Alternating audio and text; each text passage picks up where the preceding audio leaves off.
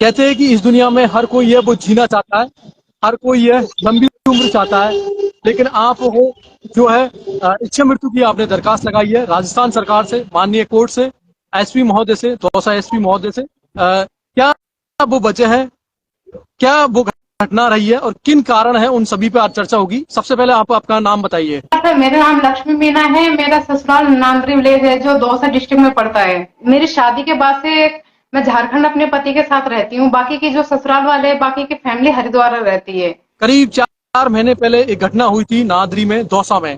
एक महिला का दुष्कर्म करके उसकी हत्या कर दी। उसके विरोध में है लोगों ने आगजनी की थी, कुछ घर जलाए थे, तोड़ फोड़ की थी। आप उन्हीं के परिवार से हो। जी क्या घटना थी वो एक बार बताना चाहोगे आप ऑडियंस को? सर, घटना ये थी कि जो हमारे भाई बहन लगते हैं, जो परिवार से रिलेटिव रहते हैं, लेकिन उनसे हमारा रिश्ता खाली नाम मात्र का था, क्योंकि उन्होंने रास्ते वगैरह और लड़ाई वगैरह शुरू से थी हमारे चारों चारों पांचों घरों से। तो उन्होंने उनके जो रिश्ते में मेरे जेठ लगते हैं परिवार से, जी उन्होंने जी। किसी गांव की किसी लेडीज से रेप विद मर्डर कर दिया था। तो उसी मैटर में सरपंच पटेल और पूरे गांव ने क्या डिसीजन लिया था कि पूरे सभी घरों में आग लगा दी जाए तोड़ फोड़ करके।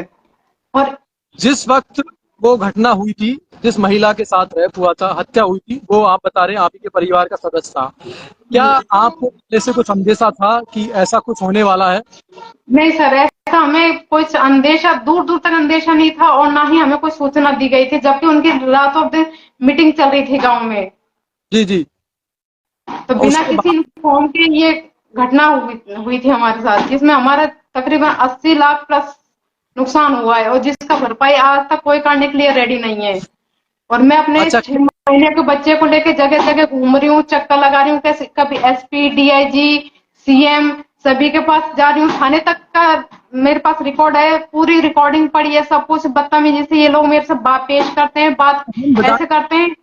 हम जानना चाहेंगे कि जो घटना हुई विरोध में, जो आपके घर में आगजनी की, आग लगाई, कितने कमरों में वो आग लगाई थी? सर, वो 4-5 घर एक ही लाइन में जो हमारे पड़ते हैं, वो सभी घरों में इन्होंने आग लगाई थी। अच्छा, कितना आपका नुकसान हुआ था करीब? करीब मेरा 80 लाख समथिंग का नुकसान हुआ था, क्योंकि 300 वर्ग गज में होके हमारा मकान था और उसमें टोटल आइटम जो था शादी से रिलेटिव पहले का भी सब कुछ, और मकान में अभी काम ही कराया गया था, बोरिंग जी से जी। लेकर लाइट वगैरह सब कुछ। जब गांव के घरों में आग लगाई गई थी गांव के लोगों के द्वारा, कौन कौन लोग थे वो शामिल उसमें?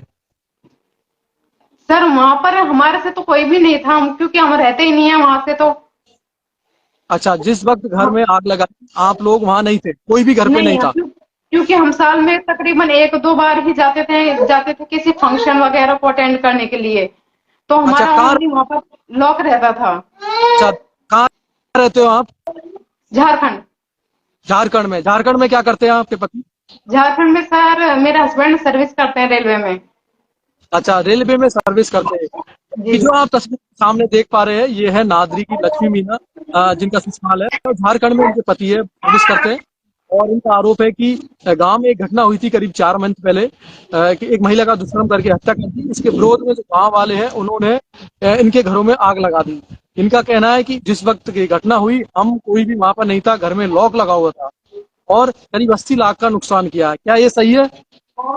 जी सर, बिल्कुल सही है। और इस चीज की मैं बाकायदा छानबीन के लिए उनको रेगुलरली बोलती हूँ, लेकिन वो पुलिस वाले क्या करते हैं कि बाकी की जो फाइलें थी, 3-4 फाइलें, उन्होंने एक्शन लिया है, लेकिन मेरी फाइलों में उन्होंने कोई एक्शन नहीं लिया है। स्टेटमेंट के नाम पर मुझे झारखंड से बुलाते हैं, बार बार बैठाते हैं, परेशान करते हैं और ये बोलते हैं कि आप हमारे अकॉर्डिंग स्टेटमेंट दीजिए, जिसमें ये बोलिए कि मैं किसी को जानती नहीं हूँ गाँव में और मेरे साथ ऐसा हुआ है। तो आप सर मुझे ये बताइए, अगर मैं उसमें नाम नहीं देती हूँ तो किस चीज का मेरा स्टेटमेंट लगता है, किसके खिलाफ स्टेटमेंट लगता है, जिससे मेरा केस खारिज कर दिया गया। अच्छा, आपने आके क्या आप जब घटना हुई थी उसके बाद गांव आए थे आप? हाँ सर, मैं एक बार गांव आई थी, पुलिस वाले लेके गए थे छानबीन के लिए कि आप देख लीजिए आपका कुछ बचा हो, कैसा कितना नुकसान हुआ है, उसके बाद ही हम एक्शन लेंगे। उनके जिम्मेदारी पर मैं गांव में गई भी थी, लेकिन वहां मुझे कुछ भी नहीं मिला। उसके बाद भी उन्होंने कोई एक्शन नहीं लिया, बदतमीजी से मेरे साथ पेश आते हैं, स्टेटमेंट के नाम पर बोलते हैं कि आप हमें ऐसे स्टेटमेंट दीजिए। अच्छा, उसके बाद करीब मैंने क्या उनको उस घटना को करीब 4 महीने हो गए। आपका कहना है कि वो केस भी दर्ज किया पुलिस ने, जी। क्या कुछ आरोपी है वो गिरफ्तार किए थे? आरोपी जो सर गिरफ्तार किए गए थे वो बाकी के फाइलों में किए गए थे, मेरे फाइल में अब तक कोई भी अरेस्टमेंट नहीं हुआ है। अच्छा अच्छा, यानी कि जी कागजों में आपका कहना है कि लोग है वो गिरफ्तार किए जिन्होंने आगजनी की, घर में आग लगाई। जी जी। और कुछ वहाँ के लोग से कोई प्रेशर? दबाव ये आया था सर पिछले मतलब लगातार उस टाइम तो जैसे बाकी की फाइलों में अरेस्टमेंट हुआ था, उस टाइम तो सरपंच और पंच जो भी थे ये कांटेक्ट करते थे, अच्छा लेकिन बाय फेस कांटेक्ट नहीं करते थे। बीच में जो बाकी की फाइलों में जो केस हुआ था, अरेस्टमेंट हुई थी, उनके थ्रू वो लोग बात करते थे। डायरेक्टली हमसे कोई कांटेक्ट नहीं किया गया उनका। तो ये बोलते थे कि हम लोग माफी मांग लेंगे आपसे, गांव में आकर बसा लेंगे आपको, लेकिन आपका जो नुकसान हुआ है, लॉस हुआ है, उसको हम भरपाई नहीं कर सकते क्योंकि आपका लॉस ज्यादा हुआ है। इस चीज को 90% जनता पूरी नांदरी जानती है कि आपका लॉस ज्यादा हुआ है, लेकिन इसकी भरपाई हम लोग नहीं कर सकते। तो मैंने उनको अच्छा। बोला सर ऐसे थोड़ी होता है कि लॉस आपने कर दिया बिना मेरे इन्वॉल्वमेंट के, बिना किसी रीजन के, अब उसकी भरपाई तो आप लोगों को करनी पड़ेगी। तो यानी कि आपका करीब 80 लाख का नुकसान हुआ है। गांव वालों का पहले तो कहना था कि हम कुछ देंगे आपको, लेकिन अब है वो कोई मुआवजा आपको देने को तैयार नहीं है। जी, पुलिस का क्या कहना है इस केस में? पुलिस का सर ये कहना है, जब मैंने ऑनलाइन भी केस दर्ज किया था और ऑफलाइन दोनों तरीके से मैंने केस दर्ज किया गया था।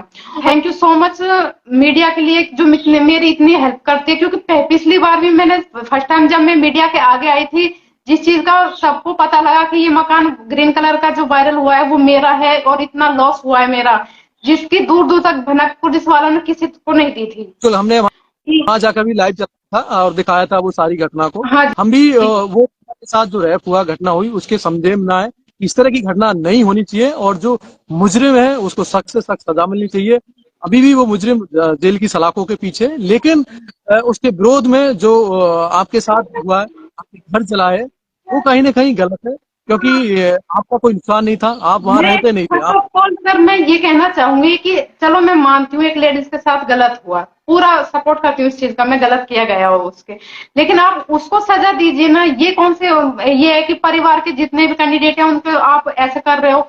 और फिर दूसरी बात, एक लेडीज से जिससे उसका दूर दूर तक कोई नाता नहीं है, दूर बाहर रहती है, शादी होके 2 साल ही पहले ही आई है और 6 महीने मैंने गांव में स्टॉपेज किया था।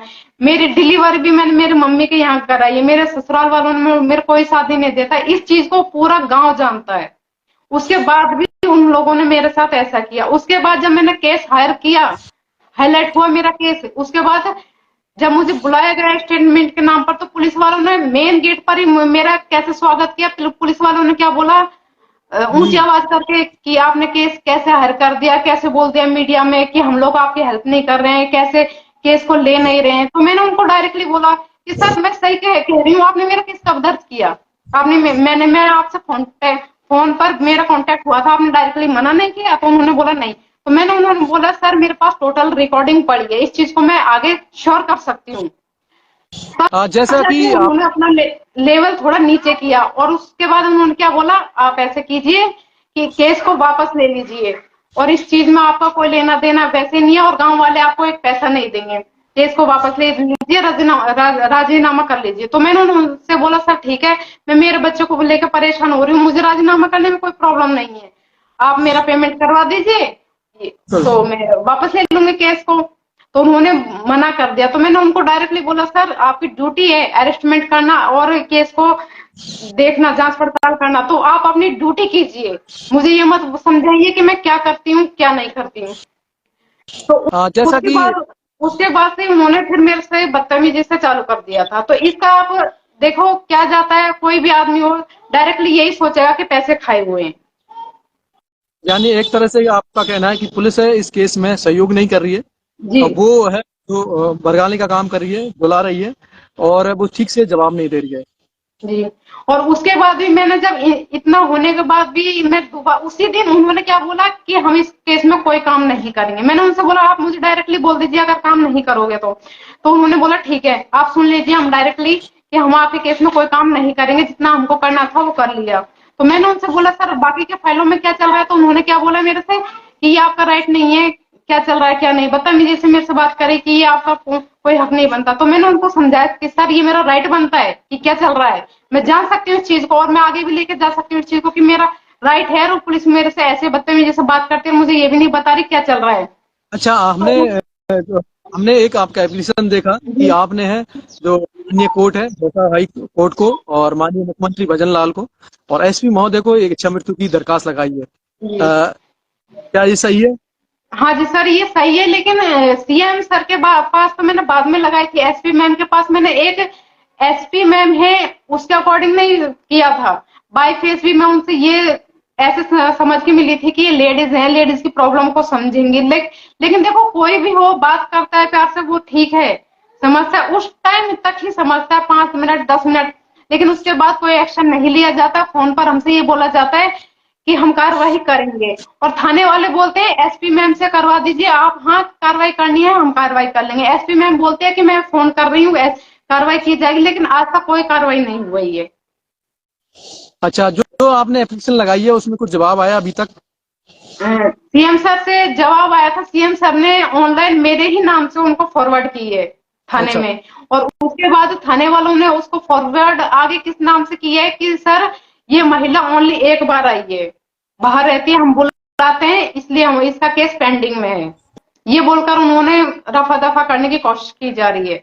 लेकिन उसके बाद भी मैं आगे जाने की पूरी कोशिश कर रही हूँ। अगर यहाँ से मेरा नहीं होता है तो पीएम सर से मैं मिलूंगी, पक्का मिलूंगी, क्योंकि झारखंड पीएम सर आए थे उस दिन मौसम के चलते उनका आना स्टेशन पर कैंसिल हो गया था। बकायदा मैंने 5-6 घंटे बच्चे को लेकर वहां पर वेट किया था उनका। लेकिन अभी इतना है सर कि अगर मेरा सीएम से नहीं होता है, ये लोग लगातार मुझे ऐसे परेशान करते हैं, तो इसमें दो स्थिति बनती है। या पहले तो मैं टूटी हुई हूँ, मेरा कोई रिलेटिव साथ नहीं दे रहा, कोई ससुराल वाले साथ नहीं दे रहे, कोई पुलिस प्रशासन साथ नहीं दे रही। दूसरी बात, पंच पटेलों ने गांव ने सबने मिलकर मेरे साथ किया है, तो उसके पूरी भरपाई कौन करेगा? गांव वाले करेंगे। इस चीज का सरपंच को कहना चाहिए। सरपंच क्या बोलते हैं कि हमारा कोई लेना देना नहीं है, मेरी वजह से ऐसा कुछ नहीं है, जबकि बच्चा बच्चा जानता है कि सरपंच के बिना कोई गांव में पत्ता तक नहीं हिला सकता, और उसके बाद भी ये लोग डायरेक्टली इग्नोर कर रहे हैं मुझे बार बार। अब तो ये है, या तो मैं सीएम सर से बाय फेस मिलूंगी, और बाय फेस मिलना नहीं होता तो पीएम सर से तो डायरेक्टली मिलूंगी ही मिलूंगी। जब हमने गांव में रिपोर्टिंग की थी तो गांव वालों का कहना था कि ये एक किस्म गुस्से में हुआ था और कोई सोची समझी प्लानिंग नहीं थी, रणनीति नहीं थी, और एक तरह कुछ लोग थे जो ज्यादा गुस्सा हो गए थे और उन्होंने ये आगजनी की है। इसमें गांव के बड़े लोग हैं, उनका कोई हाथ नहीं है, ऐसा कुछ ये गांव वालों का। सब गुस्से में किया गया था, तो ये बताइए आप, गुस्से में किया गया था उस लेडीज, चलो लेडीज के लिए आपने किया था, दूसरे लेडीज से आप लोग ऐसा क्यों कर रहे हो? इस चीज को कहीं भी मैं आगे रखती हूँ तो फंसता कौन है? पुलिस प्रशासन तो पहले फंसेगी, गांव वाले तो ऑलरेडी है ही है। इस चीज को कोई भी हाईलाइट कर सकता है इस चीज को। तो बिल्कुल, जहाँ हमने पुलिस से भी इससे संपर्क किया तो उन्होंने कहा कि हमने करीब 15 से 16 लोग हैं उसमें गिरफ्तार किए। तो क्या उनके आपको नाम बताए, कुछ डिटेल्स दी है कि नहीं कौन कौन सर, लोग? इस चीज पे मैं लगातार 2 मंथ से ट्राई कर रही हूँ, बात करती हूँ उनसे, पर आज तक उन्होंने मुझे कोई बात नहीं बताई है। और दूसरी बात, मेरी फाइल में अब तक एक भी अरेस्टमेंट नहीं हुआ है, जबकि मैंने उनको ऐसे ऐसे नाम दिए हैं कि जिसका अरेस्टमेंट होते ही मेरा मुआवजा आने की 100% चांसेस है। तो अभी आप क्या चाहते जब ये लोग मुझे गांव लेकर गए थे तहकीकात के लिए, तो उन्होंने मेरे से एक चीज बोली थी कि मैडम गांव वाले गांव में नहीं है, और आप हमें लोकेशन सेंड कर दीजिए, लोकेशन बता दीजिए, हम तुरंत आपके रिएक्शन लेंगे, इनको अरेस्ट कर लेंगे। तो मैंने कहा ठीक है सर, मैं इतना भी करूंगी, आप अपनी ड्यूटी नहीं करोगे तो ये तो मुझे करना पड़ेगा। फर्स्ट ऑफ ऑल ये आपकी ड्यूटी है, आप कीजिए इसको। तो उन्होंने ये बोला कि नहीं। पुलिस है जो आपको ही कह रही है कि हमें डिटेल दीजिए, लोकेशन हाँ दीजिए, जी, लोगों और ने आगजनी की है। सर मुझे ये भी बोला जाता है कि आप गवाह लेके आइए। ऐसा मैंने कौन सा मर्डर कर दिया जो मैं गवाह लेके आऊंगी? ये आपकी ड्यूटी है, आप कीजिए ना। आप तो बकायदे गांव वालों के साथ में डबल क्रॉस कर रहे हो मुझे, यानी कि डबल जिस परेशान कर रहे हो। तरह वो घटना हुई थी सबने देखा है कि घरों में आग लगाई गई, काफी कीमती सामान ने भी जब रिपोर्टिंग की तो देखा पूरा घर है वो तबाह हो गया, खाने के बर्तन हो, मोटरसाइकिल हो, पंखे हो, छत हो, फ्रिज, कूलर, टीवी, सब कुछ तबाह हो गया। ना कि जो महिला के साथ हुआ वो था, वो भरपाई कोई नहीं कर सकता, लेकिन बदले में जो घरों में आग लगाई आपके लोगों, वो कहीं ना कहीं वो भी एक गलत है, और उसकी भरपाई है वो कौन करेगा, उसका मुआवजा कौन देगा, ये आज भी सवाल स्थित है। अभी आप क्या चाहते हो आगे? सर मैं फिलहाल इतना चाहती हूँ क्योंकि मेरी जो स्थिति चल रही है, मेरी मम्मी, मेरे पापा की डेथ 2014 में हो गई थी। मेरी मम्मी ने पेंशन से हम लोगों की पढ़ाई की है और लोन लेके शादी की थी, जिसमें टोटल ये समझिए जो लड़की की मनपसंद होता है, टोटल मैंने मार्केट से चुन चुन के आइटम खरीदा था, वो सब कुछ तबाह कर दिया था लोन लेकर मेरी मम्मी ने शादी की थी। तो ये है कि पेमेंट तो मैं किसी हालत में नहीं छोड़ूंगी मेरा, अभी आप पेमेंट तो सर मुझे चाहिए। कि आप झारखंड में हो, किस तरह इस केस को हैंडल करेंगे, क्योंकि पुलिस का कहना है कि आप सहयोग नहीं कर रहे हो जांच में। सर जब जब मुझे ये लोग इन्फॉर्म करते हैं, मैं तुरंत हाजिर होती हूँ अपने बच्चे को लेके, चाहे मेरा बच्चा है या फिर मैं कैसे भी बीमार होते हैं, कैसे टिकट करती हूँ मुझे पता है कैसे, मतलब पेंडिंग में भी मेरा टिकट रह जाता है, तभी मैं धक्के खाकर थाने में उपस्थित होती हूँ। और उसका ये लोग मुझे रिजल्ट ऐसे दे रहे हैं, सीएम सर के पास ये बोला जा रहा है कि मैं उपलब्ध नहीं हूँ, जबकि ये पहली मिस्टेक तो ये एंड टाइम पे मुझे इन्फॉर्म करते हैं कि 3-4 दिन बाद आपको आना है। तो सर कोई भी हो सर, इतना 3 दिन का तो मिनिमम मेरा सफर है, और टिकट में आप खुद सोचिए कितना टाइम लगता है, और उसके बाद आपने भी मैं कैसे कैसे एडजस्टमेंट करके आती हूँ। आपने अभी तक कोई समाज के लोग या रिश्तेदार या पंच पटेल या राजनीतिक प्रतिनिधियों से मुलाकात की है या उनसे बात की है कोई? नहीं सर, मेरी फोन पर ही बात हुई है अभी तक। अच्छा। अगर नहीं होता है, ये लोग नहीं करते कुछ भी इस मैटर में, तो मैं सीएम सर से भी मिलूंगी और एमएलए सर से भी मिलूंगी। जिस तरह आपने वो जो दरखास्त लगाई थी, जो जवाब आया था, आपका कहना है कि उन्होंने कहा है रिपोर्ट कर रहे हैं, कुछ अपराधी हैं उनको भी धरपकड़ की है, उनको अभी जेल में है, गिरफ्तार किया है, हम उनकी छानबीन कर रहे हैं, लेकिन आप पे आरोप लगाए कि आप सहयोग नहीं कर रहे, छानबीन के लिए आगे आगे थाने नहीं आ रहे, तो कहीं ना कहीं वो दूर होने का फायदा उठा रही है पुलिस, कि आप दूर हाँ है। जी, मैं इस चीज को मानती हूँ क्योंकि अब तक जितने भी काम मैंने किए हैं वो लीगल तरीके से किए हैं, इस वजह से ना तो पुलिस वालों को कोई पॉइंट मिला है और ना ही गांव वालों को कोई पॉइंट मिला है। तो अब जो ये लोग छेड़ रहे हैं इस चीज को, जबकि ये चीज हुई नहीं है, जब जब ये लोग मुझे बुलाते हैं मैं हाजिर होती हूँ, पर इस चीज को भी अब मैं इसका भी जो भी है कटिंग कर दूंगी इसका भी। अब मैं परमानेंटली वहीं रहने लग जाऊंगी, तो इस चीज को भी मैं हटा ही दूंगी कि आप लोग कब बुलाते हो तो मैं तो उस वक्त उपलब्ध होने की पूरी पूरी कोशिश करूंगी। यानी कि अब आप राजस्थान ही शिफ्ट होना चाह रहे हाँ हैं और जी, अपना। गाँव वाले और पुलिस वाले बाई फेस क्या जवाब देते हैं कि आप लड़की हो, कब तक घूमोगे बच्चा लेके, आपका कुछ नहीं अच्छा, होगा। तो इस चीज को जो वो फायदा उठा रहे ना, इस चीज को मैं उनको पावर तरीके से दिखाऊंगी कि एक लड़की ही बच्चे को लेकर क्या कर सकती है। यानी कि जो जो ये घटना हुई थी। लगातार ये गलत इंफॉर्मेशन दे रहे हैं ना सीएम सर को, तो उसका भी मैं उनको आगे सीएम सर से डायरेक्टली बाय फेस मिलकर इनको बताऊंगी कि जिस क्या तरह किया मैंने।